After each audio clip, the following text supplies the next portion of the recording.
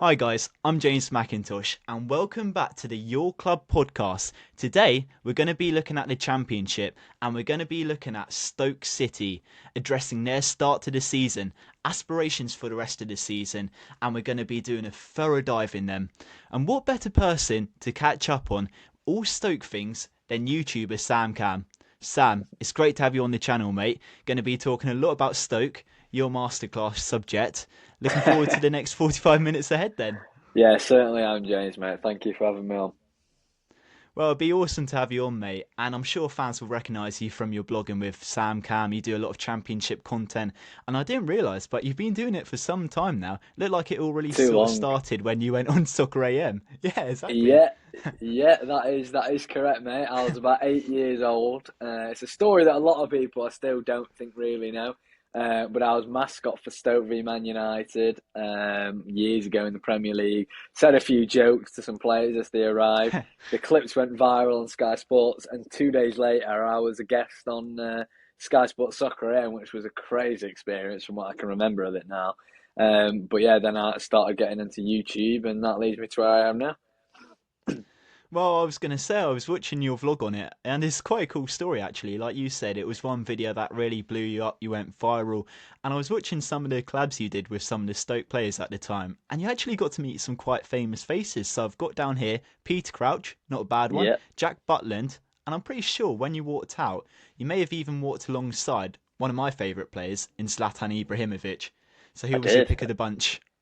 In terms of people I actually met, Peter Crouch was one of the. I've met him on multiple occasions now, and he is a top guy. The amount of people he must meet and come up to him, and every time I've seen him, Yeah. he's always remembered me and stuff like that, which I think is always a nice little touch with the bigger celebrities. But yeah, with Zlatan actually, when I was mascot, he walked out just beside me, and I'd love to say I haven't washed my hair since, but it'd be a bit disgusting. Zlatan Ibrahimovic actually ruffled my hair when we were in the tunnel before No the game way. started. Yeah. So yeah, I always remember that. But yeah, So you never thought about rocking his hairstyle then, the ponytail? no, actually, tell a lie, mate. I did. No word of a lie. Did You you? won't be able to find any photos. I rocked a top knot for about 5 days, I think it was. Um, and I loved it. I was staying at my dad's at the time in one of the school holidays. Came back to my mum's, and she made me chop it off instantly. So it didn't last very long, but yeah, I did for once. Well, probably a wise decision from your mum then back then. Yes, definitely was. Yeah. Well, back looking back at those glory days really for Stoke, it's been a while now since you were last in the Premier League.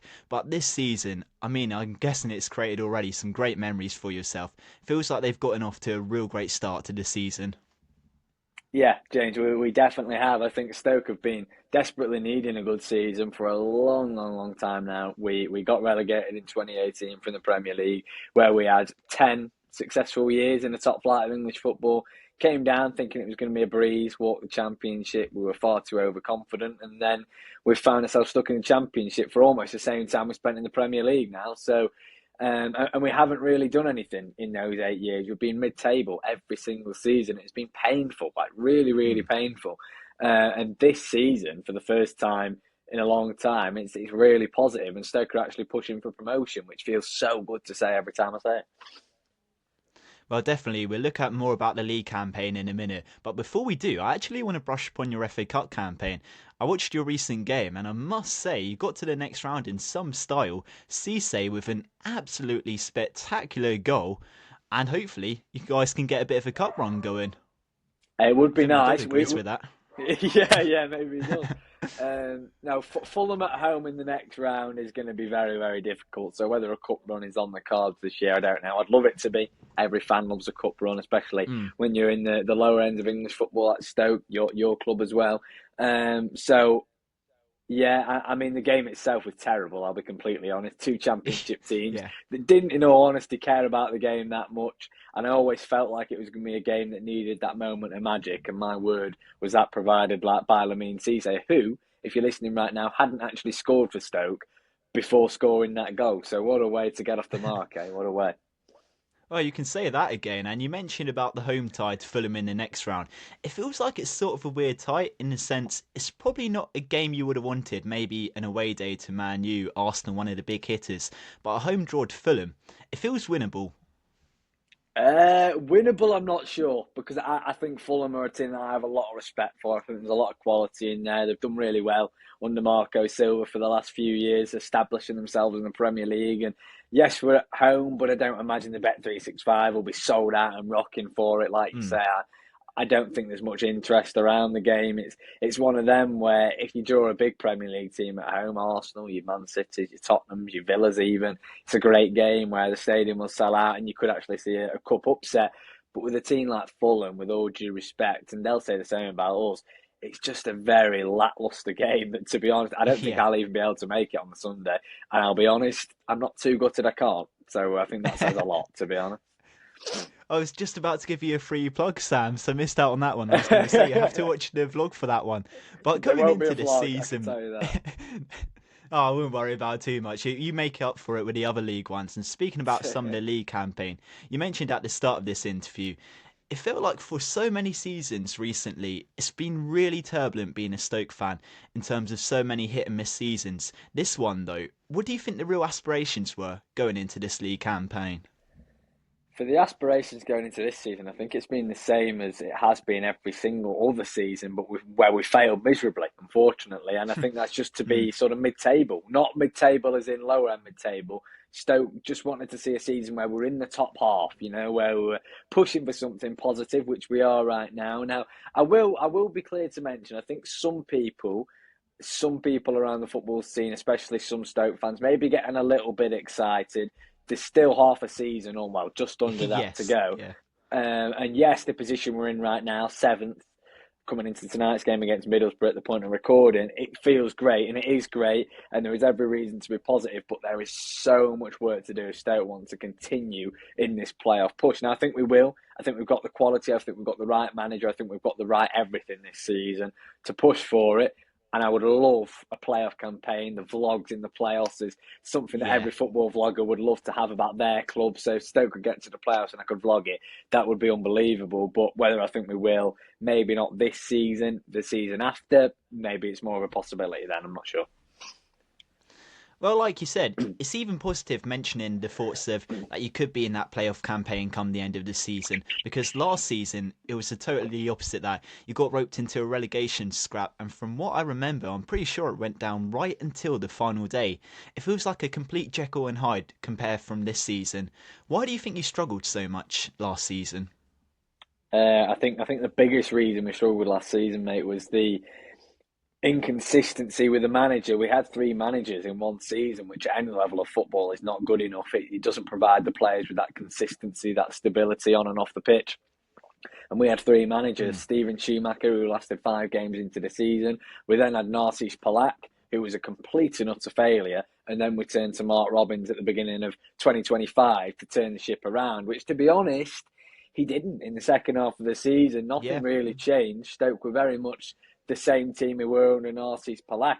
And now I look back on it and I think Mark Robbins' only aspiration when he came in last season was to keep Stoke up. I don't think he wanted to push for anything else. He just wanted to get results because our performances weren't great. Even our results, in all fairness, weren't great. And we just did Hmm. enough, like you say, on the final day against Derby to stay up. But one or two more games went a different way, one or two more goals at the back of the net against us, and we could have very well been in League One this season.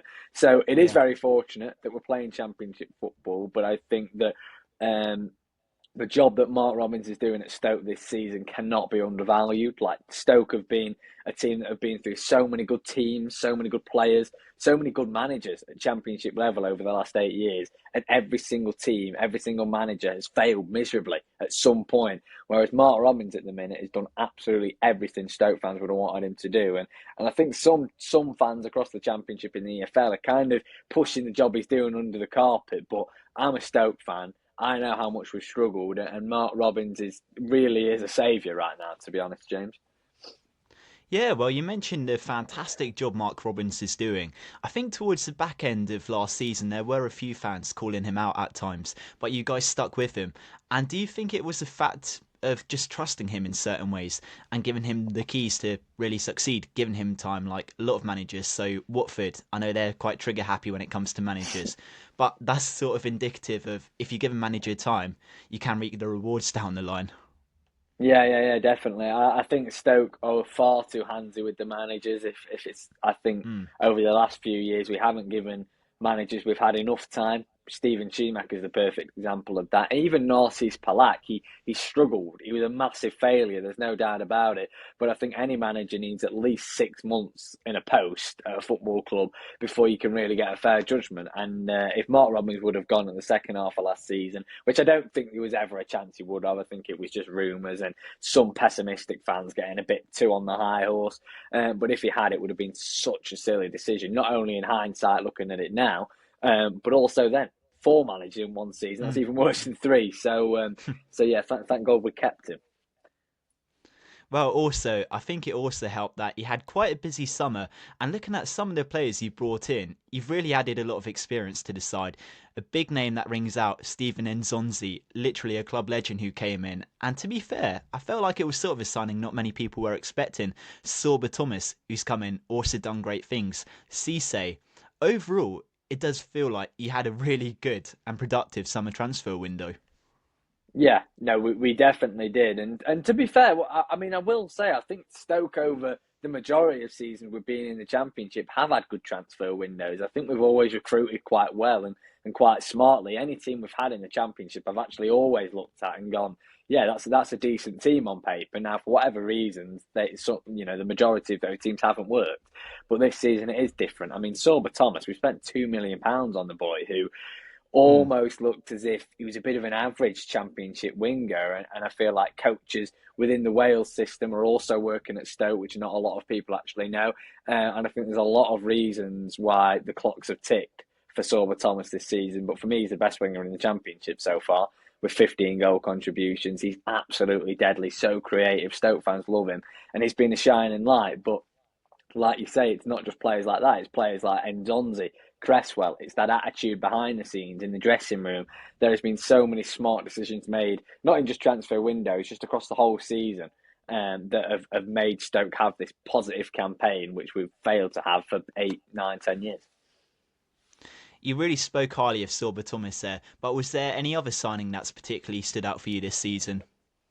It's a very, very fair question. In the moment, I'm going to go for Aaron Cresswell. I think the job Ah, he's done yeah. for Stoke in the first half of this season has gone massively underrated. If you're a Stoke fan and you watch Mm. them every week, you'll know how important Cresswell has been. But his combination with Sorba Thomas down that left-hand side has been Yeah. absolutely unbelievable. And you can actually see when he's on the pitch, that leadership, that Premier League class, that experience that he brings to the table, he brings to the team. And I really think players like that are important. It's not just about having high quality players in the Championship. You need players that, if a game's going tough, can pick you back up again, can pick the whole team back up again. And Aaron Cresswell is literally the exact definition of that. And I think he's someone we sign on a free and is probably one of the most important signings we've made this season. Not only just what he brings to the pitch, but also what he brings off it. I'm so glad you brought up him as well, and you mentioned about some of his best attributes, but it looks like Mark Robbins has really nailed that on the head, that link-up play down the left. So you mentioned Silver Thomas, quite a young winger, still learning his craft, and then you've got Cresswell behind him, who's got the bags of experience, and it just feels like Mark Robbins, he's noticed that, not just on that left-hand side, but for the entirety of the squad, with a real good mix and blend of both youthful talent and having that experience, which combines really nicely. And it feels like that's been one of the things that's been so successful for Stoke this year.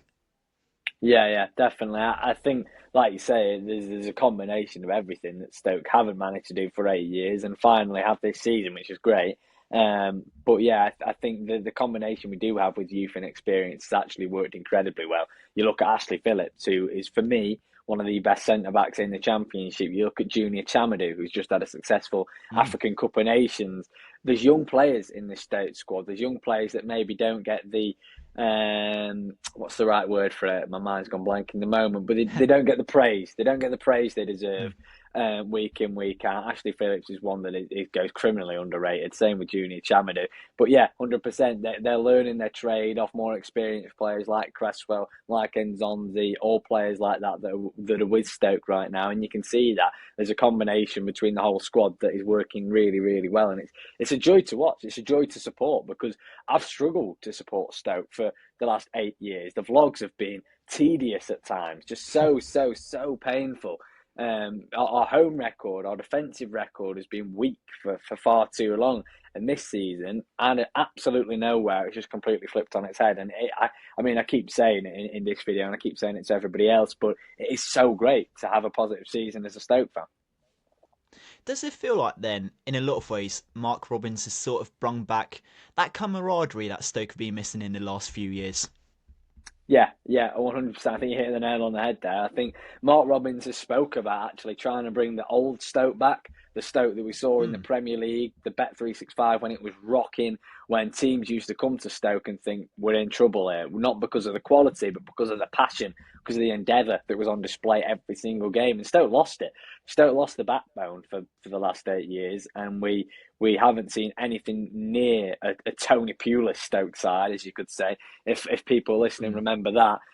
But we are starting to see that again with Mark Robins, and that's what I love about it. It's not just an improvement in terms of the quality, attacking wise, defensive wise. It's that backbone, it's that fight within the team that we've missed for a while, and it's that connection with the fans as well that we've also missed for a while. And it's all come into place. All the jigsaw pieces have come together at the right time, and Stoke are having a great season for that, along with many other reasons.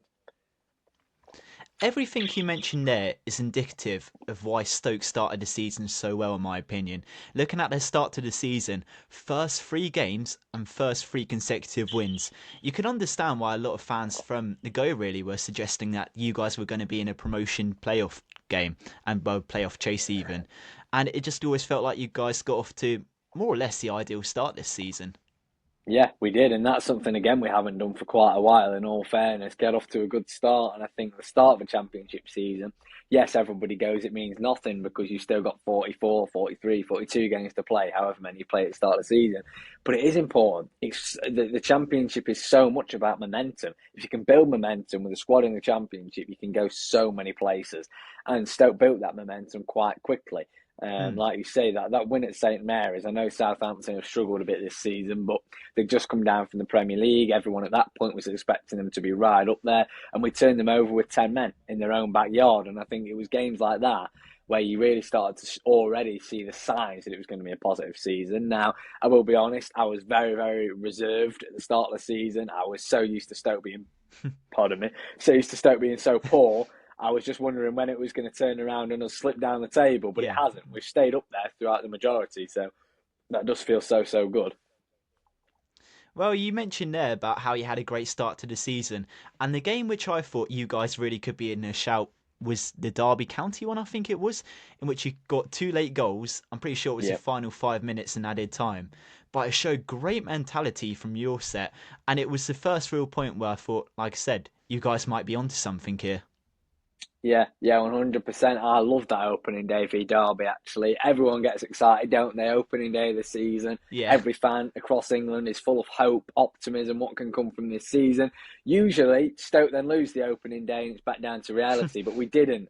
We didn't that year, well, this year, should I say, and which was really nice. And yeah, I love the word you touched on there, mentality. It's another thing that I think is so crucial in a league like the Championship. Often you're playing 2 games a week. You need to have that character. You need to have that belief within your squad, and we actually went 1-0 behind against Derby on the opening day of the season, and I was a little bit disappointed. I thought, is this going to be a poor season again? And then boom, we turned it around like that, scored 2 late goals, and you could just see from that moment onwards, it was a team that was so together. Robins and his squad was together. It was together with the fans as well, and there was potential for a really good season. Now, obviously, that's 1 game in. It meant nothing at that point, but there was early signs of the Stoke team we're seeing now. Well, I mentioned there one of the games that stood out for the right reasons, but another game that probably didn't stand out for probably not so great reasons was the Coventry one. So I'm pretty sure up until you played Coventry, you were second in the league. Coventry, obviously on top, had a stellar start to the season. You would lose to Coventry. You lost to Leicester after that. I'm pretty sure you got a win against Charlton after that. But Yep. after that, you managed to pick up 4 points from a possible 21. And it really just looked like you sort of capitulated after that Coventry loss. Do you feel that's a fair way of saying it? 100%, 100%, James. It definitely was. I think that knocked a bit of confidence. I think Stoke was so full of confidence coming into that game. It was a second B first fixture that Stoke looked at it and thought, you know what, we win today, we go top of the league, then people will Mm. really take us seriously. We lost that, and I wasn't bothered that we lost it. I think we lost to an incredibly good Coventry City side, but I think the players were a little bit knocked down, a little bit not back to reality, not back to the league they're actually playing in. And yeah, we struggled for a while after that. I actually cast my mind back to Bramall Lane about a month or two ago when we lost 4 Yeah, nil. yeah. That I looked and it was a complete shadow of the Stoke team we've seen this season. And to be honest, we have been recently going through quite a blip in form. But the reason I'm not too worried about it is because every team in the Championship goes through a blip at some Mm. point. It's such a long season. Any team that gets promoted even it has a blip at some point. And I think Stoke have had ours now and we've come out the other end. So hopefully that blip's over. We can leave that in the past. We've got ours out of the way and we can just push on for the second half of the season. But I mean, the Championship's never plain sailing. It never is. Well, you mentioned as well Sheffield United in the point. I mean, it's just always feel like they're a bit of a bogey team for you. You went to Bramall Lane. I'm pretty sure you got destroyed 4-0, was it in the end? Yeah, Got beaten it at home was. as well at the Bet365. Got Yeah, destroyed not a there as good team well, for to be you. honest. Yeah, just go on, sorry. No, I was saying, yeah, no, I agree. I think Sheffield United are, again, a really good team. I don't know why Chris Wilder was Mm. sacked after the playoff final. I mean, I know this is more about Stoke, but I think Sheffield United do deserve to be touched on because they are a really solid team. And I do think they're a team that could well be in the playoff mix this season eventually. They've had to take the time to get going. They had to sort out some issues that Ruben Sellers left them in, but Wilder is well and truly back now. And whenever Mm. Stoke have played Sheffield United this season, we've lost both times. And to be honest, we've been turned over both times, home and away, and you can see the quality that is in that Blade side. But yeah, I think every team has those bogey sides. I hate that, the idea of a bogey team because I think it's silly. But yeah, I do think we struggle against Sheffield United. We did last season as well, actually thinking about it. So yeah, they are a bogey team for us, definitely. Well, similar to Sheffield United, you've got over that bad patch, and it looks like now you've hit a real good purple patch, to be honest. Unbeaten in 2026, you started the new year in some style. We have indeed. I actually don't know. I need to cast my mind back. Don't think we've conceded a goal yet in Have I didn't know that 2026. stat. There we I, go. d- I don't. Hold on. Who did we play at the weekend? Which QPR? No, no. Yeah, You we played haven't. QPR 0-0. Yeah. Yeah. We haven't conceded a goal in 2026 yet. We haven't lost a game in 2026 yet. So who knows? Stoke going invincible in 2026? Maybe. No, We I'm wouldn't joking. mind that, would you? Yeah, I wouldn't mind that at all, but I don't think that'll happen. But it does show promising signs, and what a lot of fans don't realise at the minute, a lot of Championship watchers don't realise at the minute, Stoke have got 8 players out injured. We're struggling so much Mm. with injuries at the moment, and we're still managing to find a way to carve out these really solid results. So when we start getting players like Lewis Baker, Robert Bosanic, Sam Gallagher back, Stoke are going to look like a real good team again. Well, even the ones you have grinded out this season, once again, some of them haven't really been the prettiest of games, but you've really been getting the results out of them. Yeah, definitely. I think there's always games like that. I think Hull away was a good example of that, where we needed that. That was very much after the blip, where Stoke needed to start getting some wins on the board. Otherwise, we were going to drop like a stone, and we did get them. And I think they're always the good test of characters in the Championship, a team's character. If you can go through a bad patch and how you can come out of it, and the fact that Stoke have gone through it and come out of it quite confidently now, it gives me that Mm. reassurance that Stoke are going to be successful this season. Now, successful can come in different shapes and sizes for every team in the Championship. Stoke's being successful this season is finishing around 10th to 8th to 7th. Playoffs would be amazing, but a successful season for me would be finishing right where we are now in 7th. Yes, it'd be gutting to miss out on the playoffs, but to have a season where we're chasing it for the first time in almost a decade, there's positive signs there. Well, definitely. And if you were to consolidate yourself, like I said, even in around that 10th, ninth position, it'd be great for this one. And then once again, progress next season. But staying on this season, and if you are to get playoffs theoretically, it just feels like you still need some incomings to come in. Like when watching that QPR game, I mentioned some pretty boring games. That definitely lived up to that title. A little bit boring at times. But yeah, Yeah, it just yeah. feels like you could do with one or two more players to come in.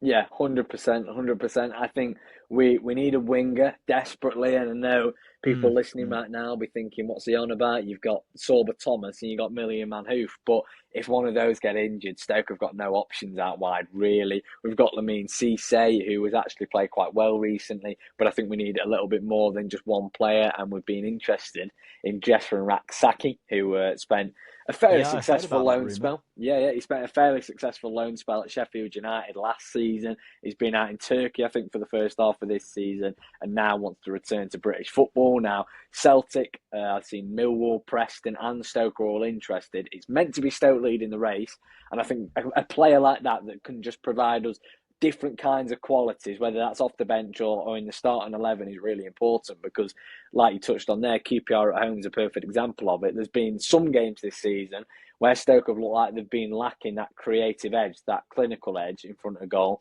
And you're looking at the bench, and I think we've got a really weak bench at the minute, especially with injuries we've got. Mm. And there's not a lot to bring on that you're thinking, yeah, that's going to change the game.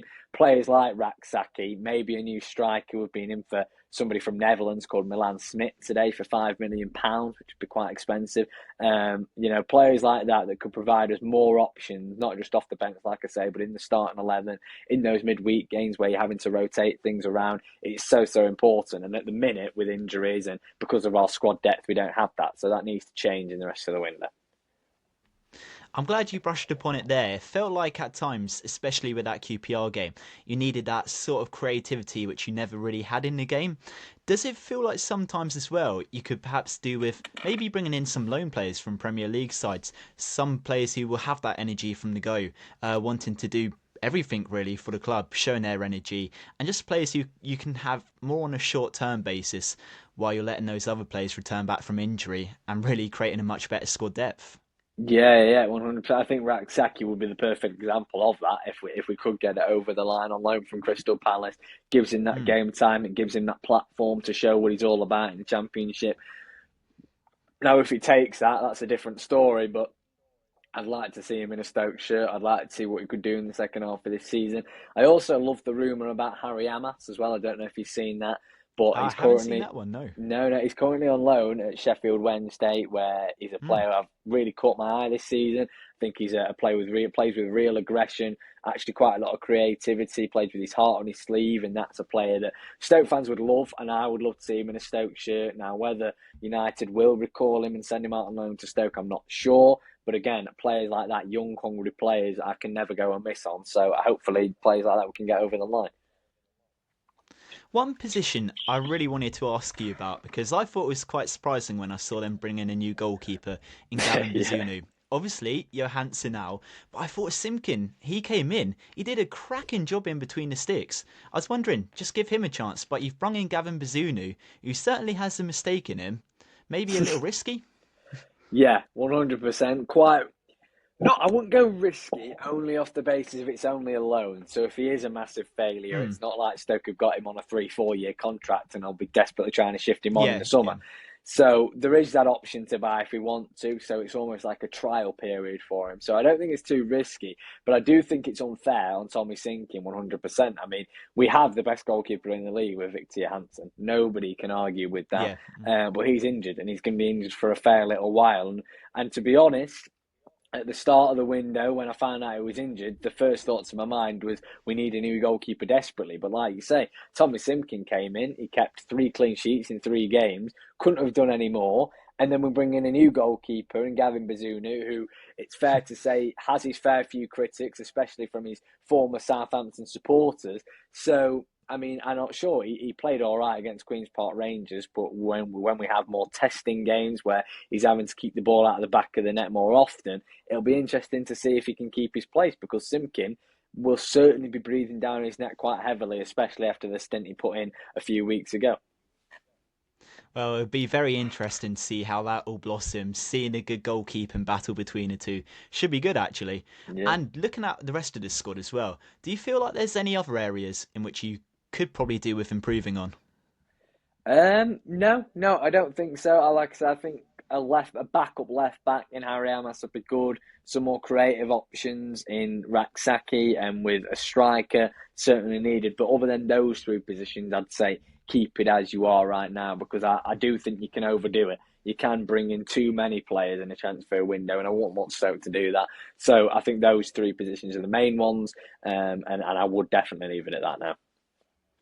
Well, Sam, I'm going to put you on the spot here. Test how good you know Stoke and get your predictions. Because I'll start with tonight, actually. Stoke, they're playing Middlesbrough. How do you Yeah. think they get on tonight then? It's so hard to predict because Borough under Kim Hellberg have been really, really good. I don't think They it'll be an certainly easy have. game. Won't be an easy game whatsoever. But with us at home at the Bet365, high in confidence at the minute. No, if I'm going to go a 2-2 draw, I think Borough will be the first Ooh, team to 4 score goals in again. the game. Yeah. I think Borough will be the first team to score against Stoke this year, but I don't think they'll beat us because I think us at home this season are a real team to be reckoned with. Now, I hope I'm not embarrassed myself in a couple hours' time and we lose the game. But yeah, I think we'll draw 2-2, I'm going to say, mate. Well, Sam, this video is either going to do wonders for you or it might come back to haunt you, I think, that Yeah, prediction. yeah, And you know what? definitely. Let's get you some more predictions while we're at it. Because Okay. one of the ones that's been requested a lot this season, so I'm going to be doing a table of all the people I've had on the podcast, getting their predictions and tallying it up come the end of the season. So let's start with the championship ones first of all. Who do you see winning the league and who do you else see following them up to the Premier? Okay, well, I am convinced that Coventry City are going to win the championship this season, 100%. Even despite their recent form? Yeah. Like I already touched on, I think every team goes through a blip, and this is Coventry's right now. I'm sure they will come out the other end. I think they have last night against Millwall, actually, and now we'll see them kick on once again. They've made some really good January transfers with Roman Esse, Mm. Yangmin Hayek from Tottenham. I don't think they're even finished. I know they want to bring in a striker as well. So I think Coventry will win the league, yeah. And if you want to know the other team going up with them, I'm going to go Ipswich Town. I think that Borough are doing very well at the moment, but I don't think they have the stamina in that team to go all the way and battle with Kieran McKenna's Ipswich. So Ipswich and Coventry top two for me. Do you still see Stoke getting playoffs? Oh, I don't know. I Oh, was that's going a to say, I good. wanted to put you on the spot. Yeah. You're sinking into your seat. I can see it here. Yeah. It's. I want to say yeah. My heart is telling me yeah. It really is. But my Is your head. head saying otherwise? I don't know, Jane. I really don't know. I think it's. I could not predict it. I'm gonna have to in a moment, but I couldn't. I was going to say, you It's. can't sit on the fence for I, this I'm one. not. I'm not going to sit on the fence. I will come up with an answer. I'm stalling time at the minute, but I don't know. It's so. I genuinely don't know. It's so unpredictable. Stoke is so unpredictable anyway. But there's still so much of the season to go. You know what? Yeah. For the Stoke fans listening right now, Stoke are going to nick that sixth place spot. We're not going to win the playoffs, but we are going to finish sixth, and we are going to have those playoff vlogs on my channel. I was going to say, I could see that one little moment of the video getting clipped up all over TikTok.